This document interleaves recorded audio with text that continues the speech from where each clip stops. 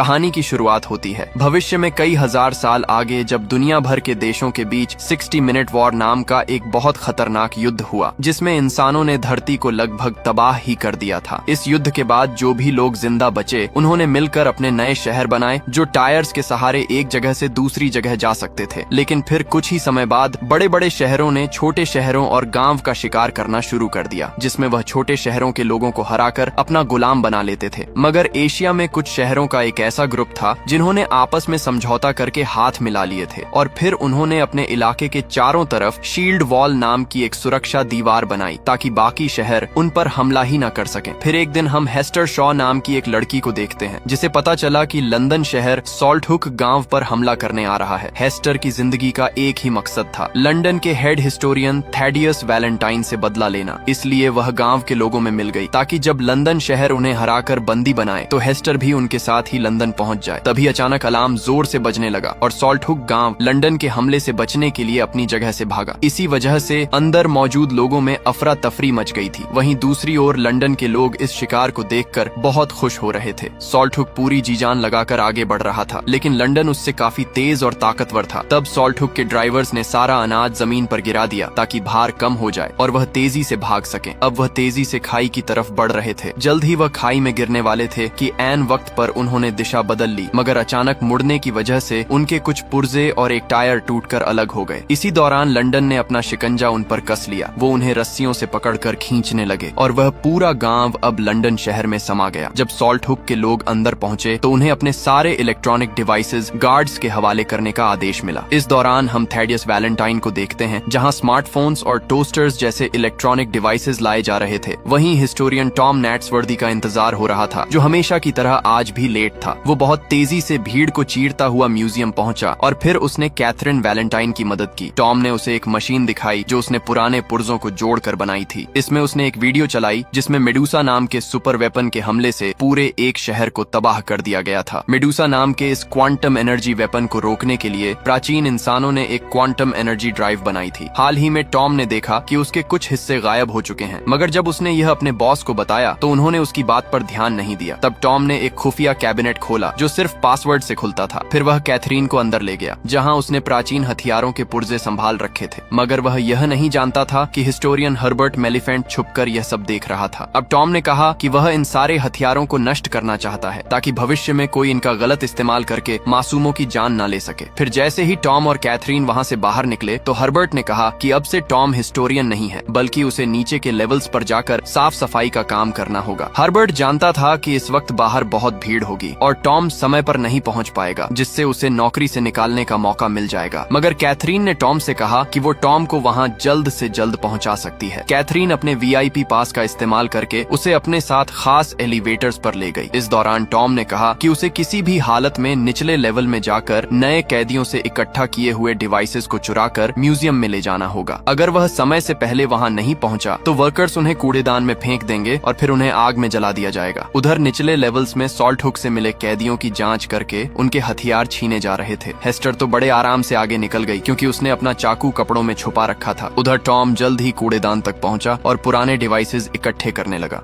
तभी वहां वैलेंटाइन से एक फ्यूजन एनर्जी सेल मिला था, जो कि वैलेंटाइन ने उसे बताया कि इंजीनियर्स ने म्यूजियम में मौजूद सभी सेल्स चुरा लिए हैं, तो वह उनसे निपट लेगा। तभी पास में सॉल्टहुक के एक आदमी ने गार्ड को धक्का दे दिया, जिससे वहां कैदियों और गार्ड्स के बीच में हाथापाई शुरू हो गई। तब वैलेंटाइन की नजर उस पर पड़ गई। हेस्टर ने एक बार फिर हमला करके उसका काम तमाम करने की कोशिश की, पर टॉम ने उसे पकड़कर उसका चाकू फेंक दिया। तब हेस्टर गुस्से में आकर उसे पीटने लगी और उसी पल अलार्म्स बज गए, यानी ऑफिसर्स वहां पहुंचने ही वाले थे। हेस्टर तुरंत वहां से भाग निकली तो टॉम ने उसका पीछा किया। वो एक टूटे पुल से कूदकर दूसरी ओर गई तो टॉम भी उसके पीछे कूद गया। अब वो दोनों सॉल्टहुक गांव में आ चुके थे, जिसे बड़ी बड़ी मशीनों की मदद से तोड़कर नष्ट किया जा रहा था। अब उन्हें बड़ी सावधानी से भारी भरकम मशीन से बचकर भागना था। साथ ही वहां एक के बाद एक बिल्डिंग्स नीचे गिर रही थी, तो उन्हें जल्द से जल्द अपनी जान बचाकर निकलना होगा। अब वो एक जगह से दूसरी जगह कूदकर भाग रहे थे, मगर अब पीछे से एक मशीन तेजी से सब कुछ जलाती हुई उनकी ओर बढ़ रही थी। उसी पल हेस्टर फटाफट एक दरवाजा खोलकर अंदर घुस गई और फिर दरवाजा बंद कर दिया। तब टॉम ने पूरा जोर लगाकर दरवाजा खोला और एक बार फिर से हेस्टर का पीछा करने लगा। इसी दौरान हेस्टर ने देखा कि सामने से वैलेंटाइन आ रहा है, तो वह उसी पल वापस मुड़ गई। अब वह पकड़े जाने से बचने के लिए कूड़ेदान के कुएं में कूद गई, लेकिन अचानक टॉम ने उसका हाथ हाथ पकड़कर उसे बचा लिया। तब हेस्टर ने टॉम को वैलेंटाइन से अपनी माँ के बारे में पूछने को कहा और फिर वह हाथ छुड़ाकर कुएं में कूद गई। कुछ ही पलों में टॉम को भी कुएं में धक्का दे दिया गया। जल्द ही कैथरीन और बाकी गार्ड्स भी वहां आ गए, पर टॉम और हेस्टर रेलिंग टूटने की वजह से नीचे गिर गए। पर उसी समय कैथरीन की नजर बीविस पॉड नाम के एक आदमी पर पड़ी जो पहले से वहां छुपा हुआ था। खैर, अब कूड़ेदान के कुएं से सारा कूड़ा शहर से बाहर गिरता था, तो जाहिर है कि टॉम और हेस्टर भी वहीं गिरे होंगे। इसलिए उन्हें ढूंढने के लिए एयरशिप भेजे गए, मगर वह अपने मिशन में नाकामयाब रहे। असल में हेस्टर शहरों के चलने से बने ट्रैक पर छिपी हुई थी और उसने टॉम को पत्तों के नीचे छुपा दिया था। जब एयरशिप वापस चले गए तो उसने टॉम की जेब से पैसे और चाकू चुरा लिया। उसी समय टॉम को होश आ गया और वह हेस्टर का पीछा करने लगा, तो हेस्टर ने गुस्से में आकर उसे चाकू से धमकाया, मगर टॉम फिर भी नहीं रुका और उसने कहा कि इस वक्त साथ मिलकर आगे बढ़ने में ही उनकी भलाई है। वहीं दूसरी ओर लंदन में मेयर मैग्नस क्रोम ने वैलेंटाइन को डांटा क्योंकि वह अपने मकसद को अंजाम नहीं दे पा रहा था। अब वैलेंटाइन के पास पुराने इलेक्ट्रिक डिवाइसेस की कमी थी, जिस वजह से उसका काम पूरा होने में कई हफ्ते और लगेंगे। तब वैलेंटाइन ने वह सेल दिया जो उसे सॉल्ट हुक के कैदियों से मिला था। फिर साइंटिस्ट ने उसे बताया कि समुद्र किनारे मौजूद एक जेल में एक ऐसा क्रीचर पकड़ा गया है जो आधा जॉम्बी और आधा रोबोट है। वो एक खतरनाक शिकारी है जो हमेशा हेस्टर का नाम चिल्लाता रहता है। अब वैलेंटाइन एयरशिप में बैठकर समुद्र की ओर निकल पड़ा, जहां समुद्र के ऊपर लटक रही एक जेल में श्राइक नाम का वह जानवर बंद था। असल में श्राइक को हेस्टर की तलाश इसलिए थी क्योंकि हेस्टर ने एक वादा तोड़ा था, जिस वजह से श्राइक उसे मारना चाहता था। वैलेंटाइन चाहता था कि श्राइक हेस्टर को ढूंढ निकाले, इसलिए उसने अपने एयरशिप से हमला करके जेल की जंजीरें तोड़ डाली ताकि जेल सीधा नीचे जा गिरे और श्राइक आजाद हो जाए। वहीं दूसरी ओर कैथरीन ने बीविस पॉड को ढूंढा और उससे पूछा कि आखिर हेस्टर और टॉम के साथ सच में क्या हुआ था। तब बीविस पॉड ने खुलासा किया कि वैलेंटाइन की योजना बहुत खतरनाक है। मेविस ने कहा कि सेंट पॉल्स कैथीड्रल में कोई एनर्जी प्रोजेक्ट नहीं चल रहा, बल्कि उसकी एड में किसी बड़ी साजिश की तैयारी चल रही है, लेकिन वो खुद सच तक नहीं पहुंच पाया क्योंकि गिल्ड के गार्ड्स उसे अंदर नहीं जाने देते थे। अब कैथरीन ने उसकी मदद करने का फैसला किया। उधर हेस्टर और टॉम आगे बढ़ रहे थे, तो हेस्टर ने उसे जिंदा रहने के लिए गंदा पानी पीना सिखाया। फिर उसने टॉम के साथ अपना खाना बांटा, मगर टॉम काफी घबरा गया क्योंकि ये खाना 1000 साल पुराना था। पर हेस्टर ने उसे समझाया कि पुरानी टेक्नोलॉजी से पैक किया गया खाना कभी खराब नहीं होता। फिर रात को जब हेस्टर सो रही थी तो उसने एक बुरा सपना देखा जिसमें वह एक खेत में तेजी से दौड़ रही थी और उसके चेहरे पर लगी गहरी चोट से खून बह रहा था। जब हेस्टर की आंख खुली तो उसने देखा कि टॉम अपने हाथ पैर हिलाकर उनकी तरफ आ रहे 2 चलती बस्तियों को बुला रहा था ताकि उन्हें पनाह मिल जाए। पर बदकिस्मती से वह हमलावर निकले जिन्होंने शिकंजे फेंककर उन दोनों को बंदी बनाने की कोशिश की। उसी पल अचानक टॉम ने हेस्टर को बचाने के लिए उसे धक्का दे दिया और फिर वह दोनों फुल स्पीड में भाग निकले। अब टॉम को ऊपर चढ़ने में परेशानी हो रही थी तो हेस्टर ने उसे ऊपर खींच लिया, पर जैसे ही टॉम ऊपर आया तो हेस्टर गायब हो चुकी थी। अब दोनों बस्तियां उन पर हमला करने ही वाली थीं कि वह पीछे खिसका और अचानक एक सुरंग में गिर गया। असल में हेस्टर और टॉम दोनों ही सुरंग में गिरकर स्कटलबट नाम के एक अंडरग्राउंड शहर में आ चुके थे। कुछ ही पलों में यह शहर भी चलने लगा। पहले तो ड्राइवर और उसकी पत्नी उनके साथ काफी अच्छे से पेश आए, पर जल्द ही उन्होंने हेस्टर और टॉम को एक सेल में कैद कर दिया। वहां बैठकर हेस्टर ने टॉम को बताया कि जब वह 8 साल की थी तो उसकी माँ पेंडोरा शॉ की मौत हो गई थी। उसकी माँ पेंडोरा शॉ एक आर्कियोलॉजिस्ट थी जो दुनिया भर में घूमकर इतिहास के बारे में और जानकारी ढूंढने की कोशिश करती थी। वैलेंटाइन उससे मिलने आया करता था, पर एक दिन उन्हें जमीन में से एक ऐसी चीज मिली जो बेहद खतरनाक थी। जब पेंडोरा शॉ को पता चला कि वैलेंटाइन उसे हासिल करना चाहता है तो पेंडोरा शॉ ने वह बक्सा छीन लिया और उन दोनों में लड़ाई शुरू हो गई। इस हाथापाई में मेडूसा सक्रिय हो गई जिससे पूरे घर में आग लग गई। तब पेंडोरा शॉ ने हेस्टर को एक नेकलेस दिया और हमेशा इसे अपने पास संभाल कर रखने को कहा, पर तभी अचानक वैलेंटाइन ने उस पर चाकू से हमला कर दिया। हेस्टर ने अपनी माँ को बचाने की कोशिश की, पर वैलेंटाइन ने उसके चेहरे पर वार कर दिया जिससे खून बहने लगा। तब हेस्टर अपनी जान बचाकर वहाँ से भाग निकली। कहानी सुनने के बाद टॉम ने हेस्टर से उसका चाकू मांगा और जमीन पर मौजूद एक पेंच निकालकर एक फटा खोल दिया। अब वह यहाँ से कूदकर अपनी जान बचा सकते थे, मगर हेस्टर की टांग में चोट लगी थी और वह इतनी नीचे नहीं कूद सकती थी, इसलिए उसने टॉम को अकेले कूद जाने को कहा, मगर टॉम ने उसे अकेला छोड़कर जाने से साफ मना कर दिया और वापस से वह फट्टा बंद कर दिया। इसके बाद वह ड्राइवर और उसकी पत्नी उन्हें एक और गांव में ले गए जहां वो उन्हें गुलाम के तौर पर बेचने वाले थे। जब बोली लगनी शुरू हुई तो एना फैंग नाम की मशहूर विद्रोही ने कहा कि वह हेस्टर को खरीदेगी, लेकिन बोली लगाने वाला आदमी जानता जानता था कि एना फैंग के सर पर बहुत बड़ा इनाम है, इसलिए वह एना फैंग को कैद करना चाहता था। पर एना फैंग ने उसी वक्त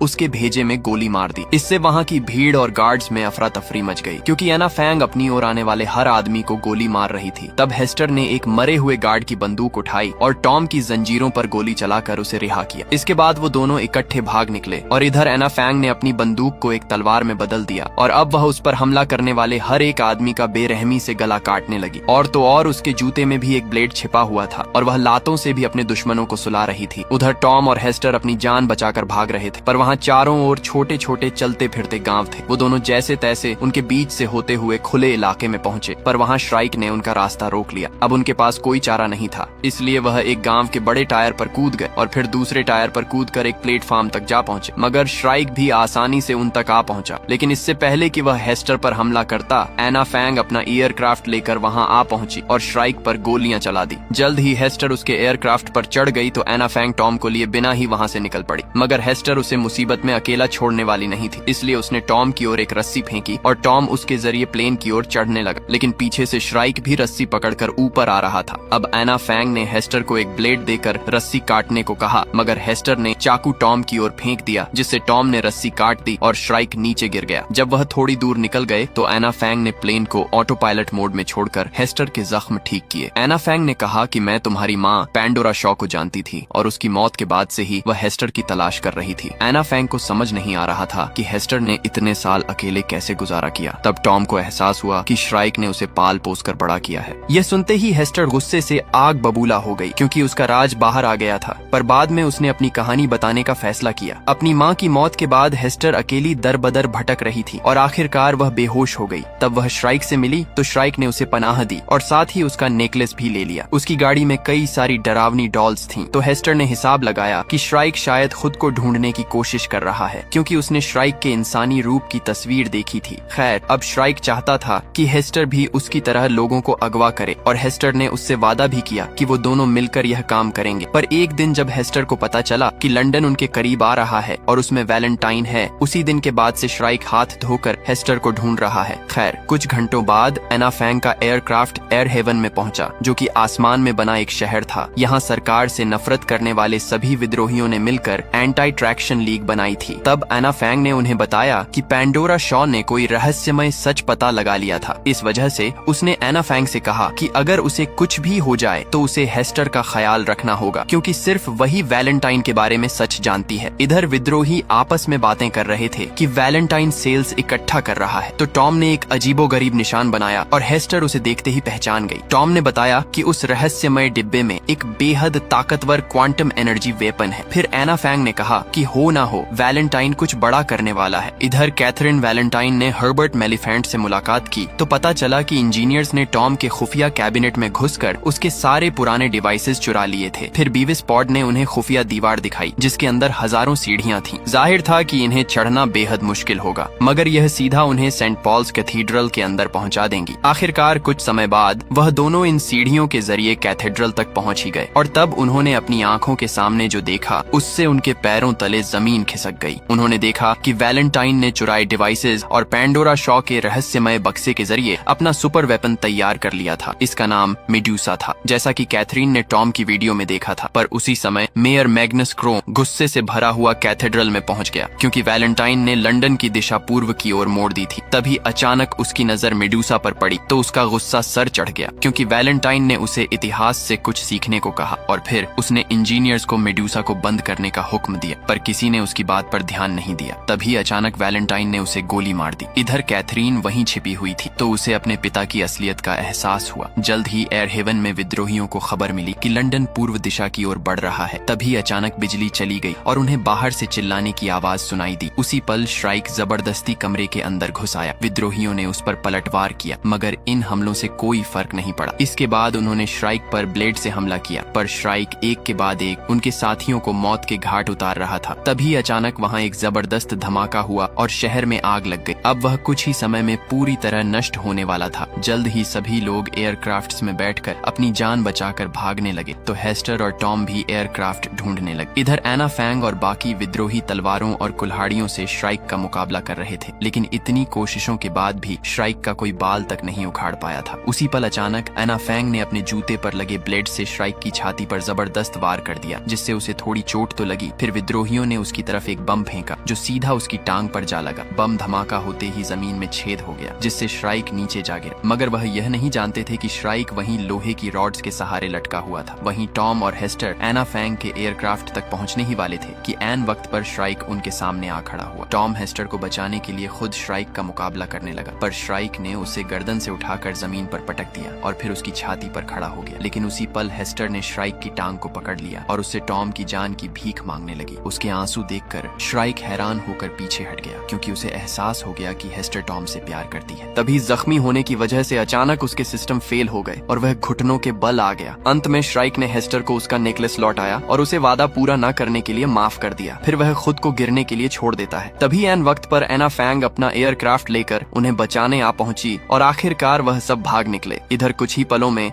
एयर हेवन शहर नीचे गिरकर ध्वस्त हो गया। फिर अगले दिन उनका एयरक्राफ्ट शील्ड वॉल के बीच बने एक छेद के जरिए होता हुआ शानगुओ नाम के एक शहर में पहुंचा। यह ऐसा शहर था जो अब एक जगह थम गया था और बाकी शहरों की तरह इधर उधर नहीं जाता था। अब वो तीनों जल्द ही गवर्नर क्वान से मिले और उसे खबर दी कि लंदन उनकी ओर तेजी से बढ़ रहा है। एना फैंग ने कहा कि उन्हें पहले हमला बोल देना चाहिए, मगर टॉम इससे सहमत नहीं था, क्योंकि लंदन को तबाह करने से वहाँ रहने वाले आम लोग भी मारे जाएंगे। क्वान भी उससे सहमत था, मगर अब उनके पास दूसरा क्या चारा था। अगर युद्ध हुआ तो या तो लंदन शहर बचेगा या फिर शानगुओ। अब शहर में युद्ध का डंका बज चुका था और सभी लोग लंदन का सामना करने के लिए एकजुट हो गए। फिर शाम को हम देखते हैं कि लंदन शील्ड वॉल के काफी करीब आ चुका था। जल्द ही वैलेंटाइन ने मेडुसा को सक्रिय कर दिया और इधर से एना फैंग ने उनके मुकाबले के लिए कई एयरक्राफ्ट शील्ड वॉल से बाहर भेजे। वहीं दूसरी ओर हेस्टर को शहर में मेडुसा की कहानी की तस्वीर दिखाई दी तो अचानक उसे अपने नेकलेस का ख्याल आया। आखिरकार उसने अपना नेकलेस खोला तो उसमें क्वांटम एनर्जी ड्राइव मिली, तो उसने तुरंत इसके बारे में टॉम को बताया। उधर मेडुसा ने पहली बार चार्ज होकर शील्ड वॉल पर अपनी एनर्जी बीम से पहला जबरदस्त वार किया। इस धमाके में सैकड़ों एयरक्राफ्ट्स और तोपें तबाह हो गईं और हजारों लोगों की जान चली गई। इसके साथ शील्ड वॉल को भी भारी नुकसान हुआ और वहां जानलेवा आग लग गई। चारों ओर से बिल्डिंग्स और मलबा गिर रहा था, जिसमें और भी लोग मारे जा रहे थे। इधर लंदन के आम लोग खूब तालियां बजा रहे थे। अब एक हमले के बाद मेडुसा हथियार को कुछ मिनट चार्ज होने की जरूरत थी। हेस्टर और टॉम ने एना फैंग को बताया कि उन्हें खुद लंदन जाना होगा ताकि वह क्वांटम एनर्जी ड्राइव की मदद से मेडुसा हथियार को बंद कर सकें। अब एना फैंग उन्हें वहां ले जाने को तैयार हो गई और बाकी विद्रोहियों ने उन्हें चारों ओर से सुरक्षा देने का फैसला किया। जैसे ही वह लंदन के करीब पहुंचे तो वैलेंटाइन ने फिर से मेडुसा दाग दी। एना फैंग और उसके साथियों ने अपने एयरक्राफ्ट मोड़कर खुद को बचाया, मगर फिर भी उसकी ऊर्जा से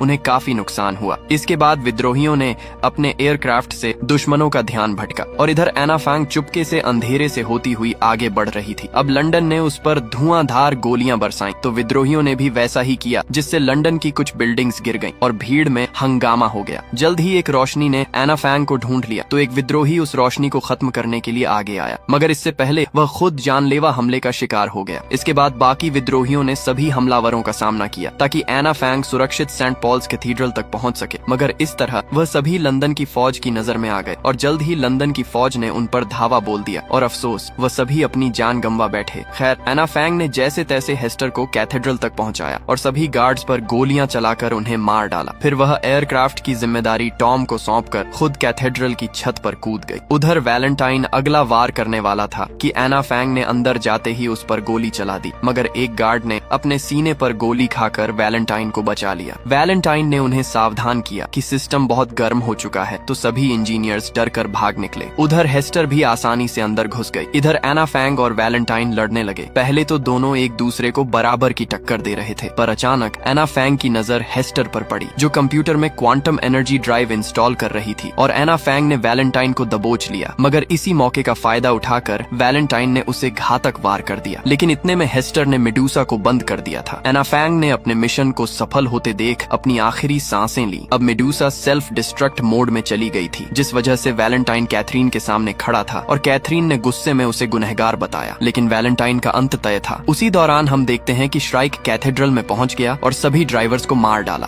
अब लंदन शहर बिना किसी कंट्रोल के तेजी से आगे बढ़ रहा था, यानी उनका शील्ड वॉल से टकराना तय था। जब कैथरीन को इसका एहसास हुआ तो वह खुद कंट्रोल रूम में पहुंची और ब्रेक लगाने की कोशिश की, लेकिन ब्रेक टूट चुके थे। अब उसने टॉम से बात की तो टॉम ने एक नया प्लान बनाया। प्लान के मुताबिक कैथरीन ने लंदन लंदन शहर का दरवाजा खोल दिया और टॉम ने हवा में उड़ते हुए सीधा इंजन पर वार किया, जिससे उसमें धमाका हो गया। अब इंजन में आग लगने की वजह से लंदन शहर की रफ्तार थोड़ी धीमी हो गई। उधर हेस्टर और वैलेंटाइन आमने सामने आ गए और दोनों उसके एयरक्राफ्ट की छत पर हाथापाई करने लगे। जल्द ही वैलेंटाइन ने हेस्टर को गिराकर उसका गला दबाने लगा, पर अचानक हेस्टर ने चाकू निकालकर अपने ही पिता वैलेंटाइन के चेहरे पर वार कर दिया, मगर उसने हेस्टर को धक्का दे दिया और टॉम ने ऐन वक्त पर उसे अपने एयरक्राफ्ट की मदद से बचा लिया। कुछ दूर जाते ही लंदन शहर जमीन पर क्रैश हो गया और रुक गया। अब शील्ड वॉल में बहुत बड़ा छेद हो चुका था, तो कैथरीन लंदन के बचे हुए लोगों को उस छेद के जरिए एशिया में ले गई। वहाँ कई गार्ड्स मौजूद थे, लेकिन गवर्नर क्वान के हुक्म के मुताबिक उन्होंने अपने हथियार नीचे कर लिए। फिर क्वान ने तहे दिल से उनका स्वागत करके उन्हें अपने शहर में पनाह दी। उधर अना फैंग के क्राफ्ट में हेस्टर और टॉम अपना मिशन पूरा होने पर बेहद खुश थे। उन्होंने एक दूसरे से अपने प्यार का इजहार किया और एक साथ दुनिया घूमने का वादा भी किया। ये आज तक की हमारी सबसे लंबी कहानी है, तो कमेंट्स में जरूर बताना कि कैसी लगी।